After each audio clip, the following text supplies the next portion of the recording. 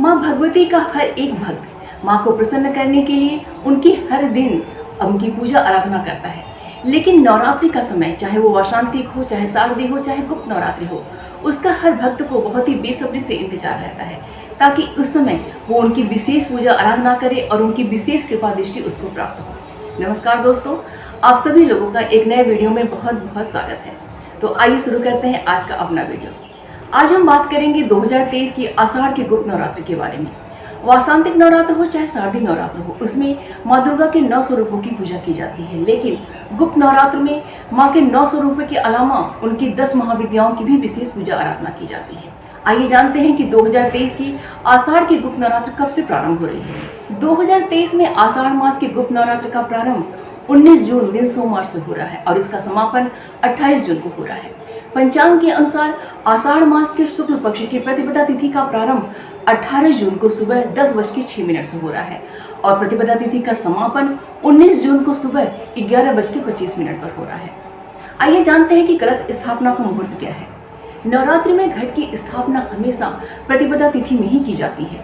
तो 19 जून को जो घट की स्थापना है, कलश स्थापना का जो शुभ मुहूर्त है वो सुबह 5:23 से लेके सुबह 7:27 तक है। तो ये जो पीरियड है 5:23 से लेके 7:27 तक का, ये सबसे उचित समय, सबसे बेस्ट समय है, क्योंकि इस समय द्विस्वभाव मिथुन लग्न रहेगा।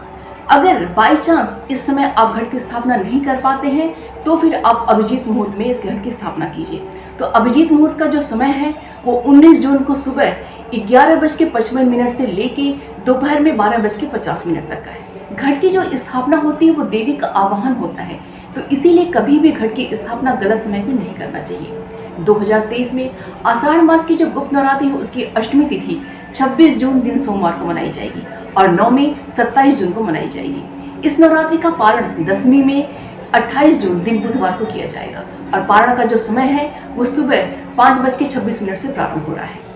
आइए जानते हैं कि इस आषाढ़ मास के गुप्त नवरात्रि में हम सामान्य जन, घर गृहस्थी वाले ऐसी कौन सी साधना कर सकते हैं कि माँ भगवती की विशेष कृपा दृष्टि हमको प्राप्त हो। नवरात्रि में हमेशा माता की दुर्गा सप्तशती का पाठ किया जाता है। भक्त लोग प्रतिदिन पूरी दुर्गा सप्तशती का प्रतिदिन पाठ करते हैं। लेकिन अगर हमारे पास इतना समय नहीं है, हम इतना नहीं कर सकते हैं, तो हम इसको छोटे रूप में भी कर सकते हैं। हम क्या कर सकते हैं इसके विकल्प में, हम माँ दुर्गा के 32 नामावली का पाठ कर सकते हैं। माँ दुर्गा की 32 नामावली का 32 बार हम पाठ कर सकते हैं। माँ दुर्गा के हम 108 नाम का पाठ अपने समय के अनुसार चाहे 1 बार करें, चाहे 11 बार करें, चाहे 21 बार करें, इसका भी हम पाठ कर सकते हैं। दुर्गा सप्तशती में अर्गला स्तोत्र है। माँ लक्ष्मी की प्रसन्नता के लिए, उनको प्रसन्न करने के लिए अर्गला स्तोत्र का भी हम पाठ कर सकते हैं। वो भी आप अपने समय के हिसाब से 1 पाठ कीजिए, 5 पाठ कीजिए, 11 पाठ कीजिए, 21 पाठ कीजिए, 108 पाठ कीजिए। आपके पास जितना समय है उसके अनुसार अर्गला स्तोत्र बहुत ही अच्छा स्तोत्र है माँ लक्ष्मी को प्रसन्न करने के लिए।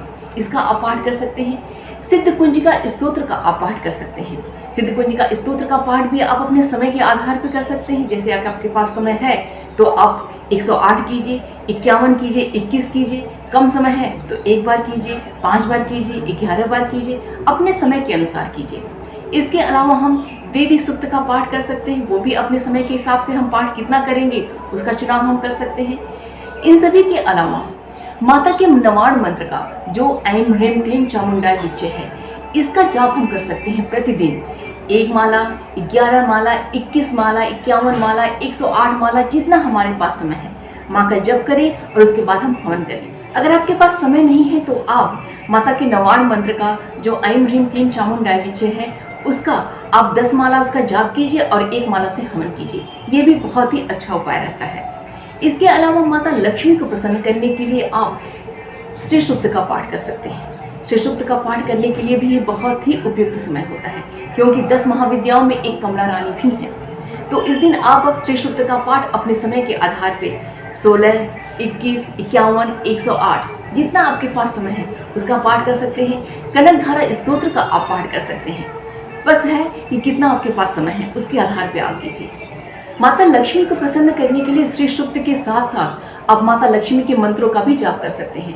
श्री सूक्त का पाठ करके उसका हवन कर सकते हैं, या फिर आप माता लक्ष्मी के मंत्रों का जाप करके आप उससे भी हवन कर सकते हैं। ये भी माता कमला रानी, माता लक्ष्मी को प्रसन्न करने का बहुत ही अच्छा तरीका है। इसके अलावा माता राधा रानी महाशक्ति की प्रसन्नता के लिए ये भी बहुत उपयुक्त समय है। इसमें आप राधा रानी के सहस्त्र नाम का प्रतिदिन पाठ कीजिए अगर आपके पास समय है।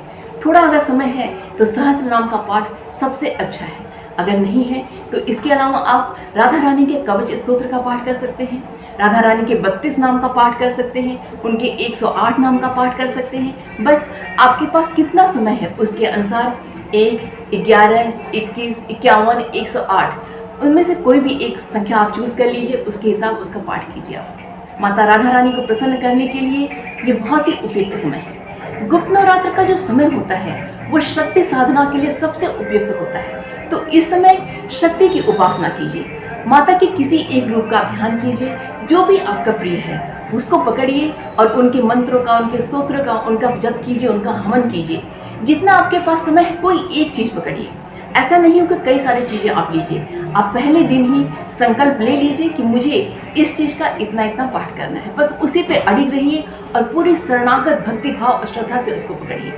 बहुत ज़्यादा आप कर लेंगे तो आप फिर आपका मन जो है विचलित होने लगेगा। तो इसलिए जितना आपके पास समय है उसके अनुसार छोटा या बड़ा अनुष्ठान आप कीजिए, उसकी साधना जो है छोटा या बड़ी कीजिए। आप कुछ पाने के लिए थोड़ी मेहनत करनी पड़ेगी।